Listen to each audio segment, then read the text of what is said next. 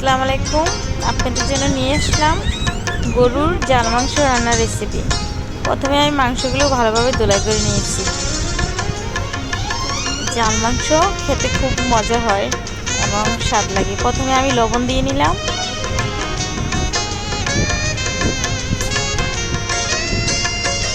তারপরে দিব হলুদের গুঁড়ো। হলুদের গুঁড়োর পরে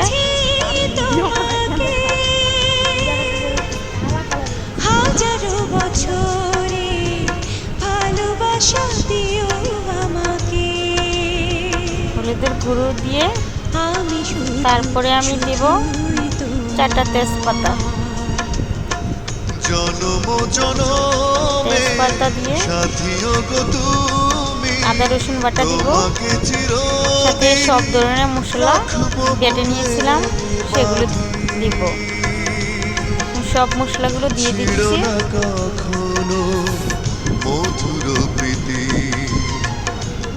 বাটা মশলা গরু মাংস রান্না খুব সুস্বাদু হয়, খুব টেস্ট ভালো হয়, খেতে অনেক মজা লাগে।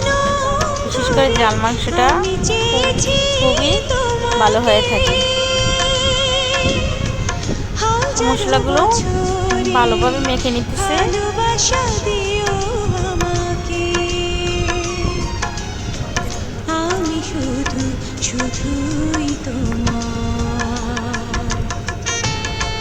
মাংস মাখানোটা যত বেশি ভালো করে মাখানো যায়, মাংস রান্নাটা তত স্বাদের হয়। আমি সবগুলো মশলা দিয়ে ভালোভাবে মেখে নিলাম। এখন মরিচের গুঁড়া দিয়ে দিচ্ছি।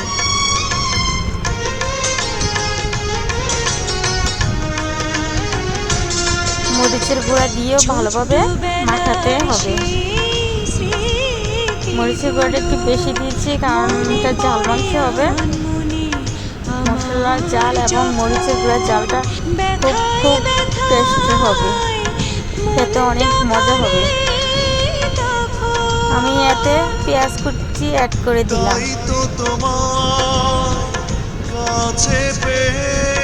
পেঁয়াজের পরিমাণটা বেশি দিলে জাল মাংসটা কালার এবং ঝোলটা খুবই ঘন আকৃতি হয়, খেতেও অনেক সুস্বাদু হয়ে থাকে।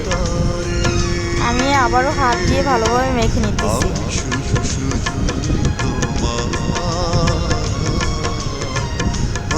এবারে ভালোভাবে মশলাগুলো মেখে নেবে। যারা কখন গরু মাংস রান্না করেন নাই, আমার ভিডিওটা দেখে ভালোভাবে রান্না করতে পারবেন। তারপরে আমি দিয়ে দেব তেল। আমি এতে সয়াবিন তেল দিতেছি, দিয়ে ভালোভাবে মেখে নিতেছি।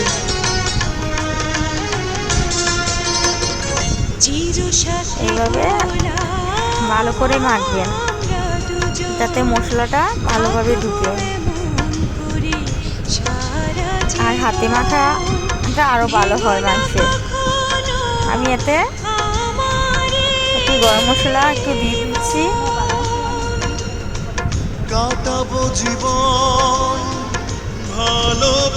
এটা অপশনাল, আপনারা দিলেও পারবেন, না দিলেও কোনো সমস্যা নেই।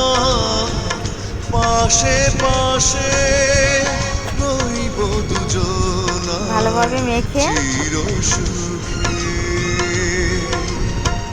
আমি শুধুই তোমার কিছুক্ষণের জন্য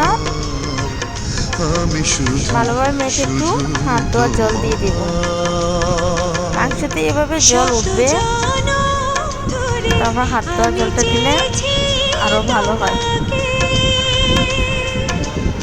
আমি কিছুক্ষণের জন্য মাংসটাকে ম্যারিনেট করে রেখে দিলাম।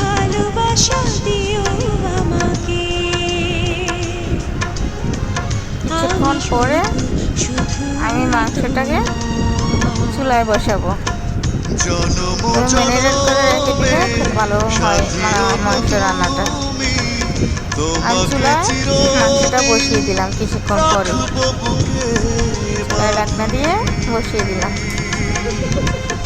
কিছুক্ষণ পরে দেখুন মাংসটা কষে আসতেছে। মাংসটাকে যত কষাবেন ততই মাংস রান্নাটা স্বাদে হবে। খুব টেস্টি হবে। তাই ভালো করে কষাতে হবে মাংসগুলা। আমি চেয়েছি তোমাকে হাজারো বছরে, আমি কিছুক্ষণ রান্না করার পরে আবার ঢাকনা উঠিয়ে আমি শুধুই তোমার। ঢাকনা উঠিয়ে নেড়ে দেব।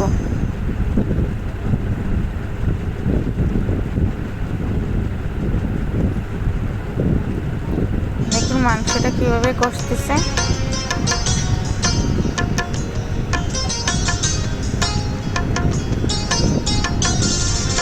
মাংসের কালারটা কত সুন্দর হয়েছে দেখুন। এভাবে অনেকক্ষণ ধরে মাংসটাকে কষাবো।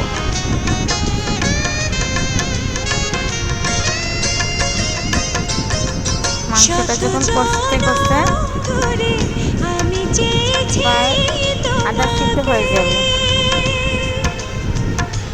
তখন আমি দেখুন মাংসটাতে পানি ছেড়ে মশলাটা ভিতরে ঢুকে কষে কতটা লুবনি হয়েছে দেখতে। খাইতে এখন মন চাইবে। দেখুন তেলটা মশলা থেকে ছেড়ে দিয়েছে, মাংসটা কত সুন্দর কালার হয় এবং সাথে গ্রান বাড়িয়েছে।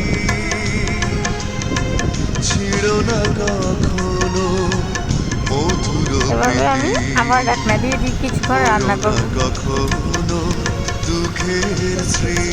এখন আমি আবারও নেড়ে দিচ্ছি ভালোভাবে কষানোর জন্য।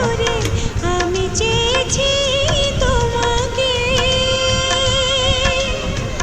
হাজারো বছরে, ভালোবাসা দিও আমাকে। এবার কষানো শেষে আবার একটু নেড়ে দিচ্ছি যাতে নিচে লেগে না যায়।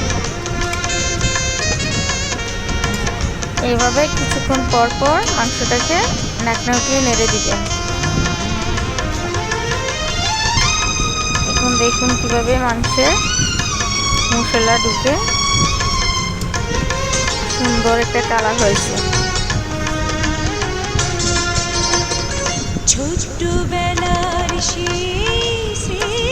এভাবে মাংস রান্না করলে খেতে অনেক মজা হবে। বিশেষ করে জাল মাংসটা খুব টেস্টি হয়। আমি আবারও ভালোভাবে নেড়ে দিতেছি।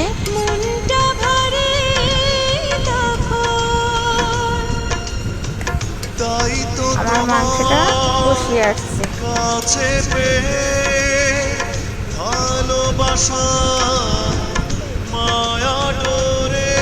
এবার আমি মাংসে গরম পানি ব্যবহার করব। গরম পানি দিলে মাংসের স্বাদটা ঠিক থাকে। এবার আমি মাংসে গরম পানি অ্যাড করে নিলাম।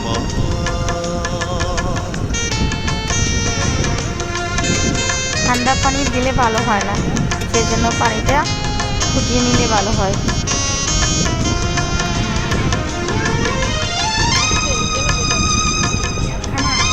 গরম পানি অ্যাড করে দিয়েছি, দিয়ে ভালোভাবে নেড়ে দিচ্ছি।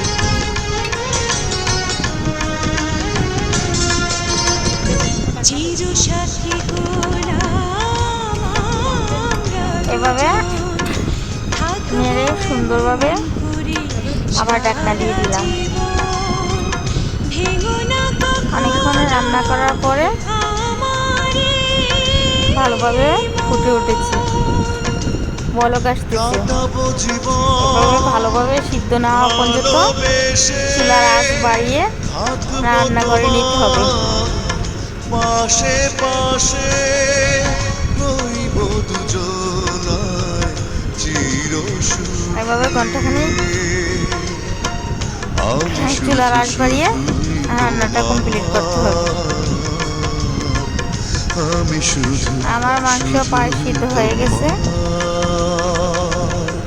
শত জনম ধরে আমি চেয়েছি তোমাকে,